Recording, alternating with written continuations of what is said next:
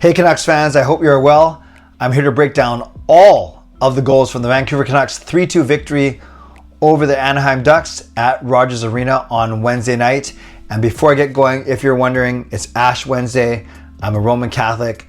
We are marked with ashes to mark the start of the season of Lent. So 40 days of Lent, and it's a reminder of humility, of sacrifice, and of prayer. So just in case, I did not forget to take a shower before I recorded this video, it is ashes on my forehead. Let's get to the Canucks game. A very important win for the Vancouver Canucks as they stay in the race for the final wild card spot. So let's get going.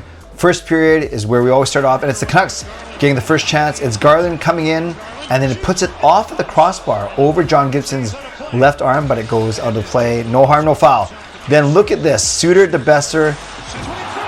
This save is amazing. John Gibson reaches back, and not normally, in the most normal way, he actually sweeps backwards, and watch this, he catches the puck, so it's behind him, and he backhand catches it. Like, he didn't catch it with his forehand. That's what I was trying to say. He goes this way, and he catches it backhanded. Like, look at that. I don't think I could even stretch this way. If I did, you'd have to pick me up off the ice. What an amazing save by Gibson. Another look at it. The first shot goes off his blocker, goes up, and then he scoops it. I don't know if it was actually going in, if it was just going to fall. Regardless, what a remarkable save. It's actually Anaheim that opens the scoring. They bring the puck over the line here, and it's Mason McTavish. Gets it back to Gauthier right here, and it puts a harmless shot towards the net. And Colangelo makes a beautiful tip, a very skilled tip. I actually thought, when I first saw this, I thought it made it bounce off his elbow or his back or his shoulder or his neck or his head. But no, you'll see on the replay, it was a very, very skilled deflection by Colangelo. So right here, McTavish, Gauthier, and then right there, he actually, a backhand tip. Very impressive, and Lankinen cheating out maybe a little bit, but it's not his fault. Look, right there, you can see him swipe down on it, and it changes direction. Lankinen sliding to the left, and it goes towards the middle of the net. One more look at it right here, and I won't even slow it down. You just see Colangelo just swing at it and makes contact. 1-0 Anaheim after the first period. Even though the Canucks really dominated, they took the game to Anaheim, but it was Anaheim to lead. So Hronek, beautiful pass, a bank pass, bounce pass, whatever you call it, off the boards. Then Boeser with a beautiful pass to DeBrusk, and DeBrusk with a beautiful finish. So it actually started off with Lankinen beautifully leaving the puck for Hronek behind the net. Hronek, beautiful pass. Boeser, beautiful pass. DeBrusk, beautiful finish. So let's watch this. It's actually really, really good in all seriousness. So this after Lankinen leaves it for Hronek. Hronek, boom, off the boards, off the dasher to Boeser, Boeser to DeBrusk, and it puts it past Gibson's blocker side. So here's a really good, I admit sometimes I make fun of Boeser's passing. I think he passes it too hard, like it's a grenade that hits a stick. But this was perfect, right on the tape, and DeBrusk puts it over Gibson's shoulder, and now we have a tie game. Just 1 minute in to the second period. There's a power play goal, by the way, too. That's probably another reason why Boeser was so wide open there. Then it's Teddy Blueger giving the Canucks the lead, and it's a nice pass here. Another pass from Hronek. Hronek likes these lead passes. Lekaraki drives the net, and Blueger looks like to be a pretty weak shot past John Gibson. Upon first glance, I thought Gibson should have had this, but then when you see, when you watch replay, you see it goes off of the Anaheim defenseman's shin or ankle or skate. So here we go.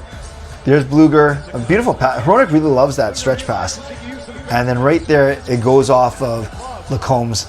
Here's a good look at it. Right there, it deflects off of Lacombe's shin pad, and it changes direction on Gibson. So kind of like the Lankinen goal a little bit.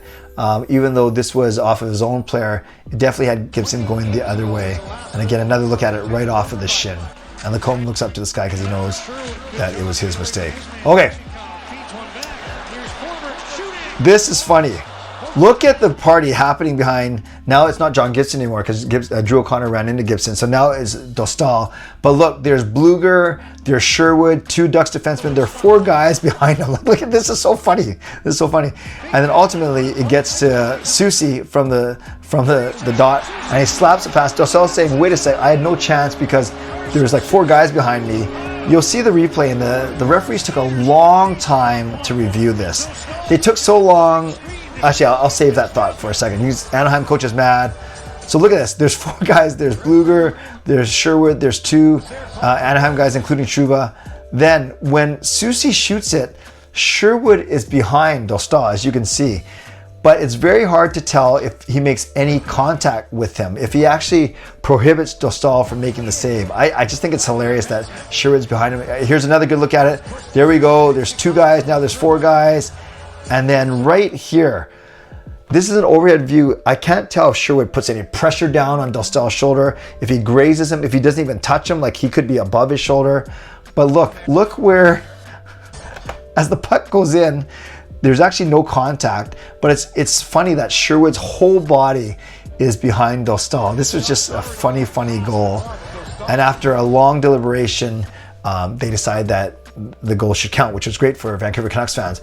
What I was going to say a couple minutes ago is, if a goal review takes that long, if it takes more than a minute and you can't figure it out, even with the help of Toronto or whatever, or multiple sets of eyes, then I say whatever you called on the ice has to stand, because it's showing you kind of that it's inconclusive. And if it's that inconclusive, even with all modern technology and replays, then I think you stick with the call that was on the ice. And in this case, it would have been a Canucks goal. Anyways, it turns out to be a Canucks goal because they challenged for goaltender interference, and there was none. Of course, the Canucks, they didn't get a chance to score on the ensuing power play, which could have come back to bite them, but it didn't. But Anaheim does get the only goal in the 3rd period. This isn't a goal. This is a good look, a good save by Lankinen. Two really good saves here. And then here's the goal by Anaheim. And it looks pretty innocent enough here, just a typical, look at this, a 2-on-3 rush actually, but then they find the trailer, and then it's actually a shot by Lundstrom, and then Dumoulin picks up the rebound. Maybe a weaker rebound on Lankinen's part in hindsight, and I don't think Filip Chytil did a good enough job tying up, and you'll see what I mean right here.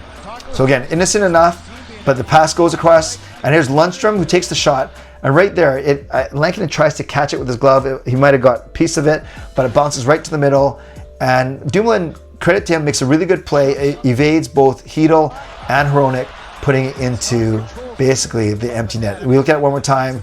The fact that Lankinen makes a save, but now he's out of position, and then Dumoulin outfights, like I said, Filip Chytil, and puts it past Lankinen's outstretched pad. We see it one more time here. You see Chytil. Here's a good look at it, how far behind Chytil is. You also see how that wasn't the best rebound by Lankinen. But Pettersson wins his 20th faceoff of the night. The Canucks, evade the battle at the end. They evade, avoid any good scoring chances. And look at that, there's a little brouhaha at the end in the corner. So we don't even get to see, I like to see who's the first to go congratulate Lankinen. We don't even see that because everyone's concentrating on Killorn and Myers kind of roughing it up right there. But the Canucks win 3-2 in a very important win because they keep pace with the Calgary Flames. They keep pace with the St. Louis Blues in that battle for the second wildcard spot in the Western Conference. So Canucks fans, let me know. I guess one thing I'll say about PD, he didn't show in a lot of the highlights because he didn't register a point. But this was a really good game for him. I'm not sure if he's going to salvage his season, but a day after speaking to the media and saying he had to be better, he was better. No points, but he had 3 shots on goal. He had 5 hits, and the most impressive stat, including that last faceoff, he won 20 of 25 face-offs. So 80%, that's not 4 out of 5 or 8 out of 10. That's 20 out of 25. So Canucks fans, let me know which highlights stood out to you and why. Is there something I pointed out to you that you missed? Is there something that you want to point out to me that I missed? Let me know in the comments below. I want to give a shout out to my sponsors, Van City Experts Real Estate, Coach Patrick Liu, Weight Loss Coach. Thank you, legendary Lucas Gates, legendary Harry Mall, legendary Andrew Chang, and to Hall of Fame franchise members as well. Thanks for your support. And to all of you for watching, liking, and subscribing. On the way out, like the video, subscribe, you can leave a donation to help me out, and most importantly, leave me a comment. Which highlights stood out to you and why. Not streaming Thursday night. I'll be in Kelowna. I'll be trying to check in during the trade deadline on Friday. And then my next show, my next live stream will be Sunday night when I'm back from Kelowna. And we're talking about hopefully wins over Minnesota and Dallas, 2 very strong Central Division teams. Stay safe, stay healthy, take care of yourselves and take care of each other. God bless, and go Canucks go.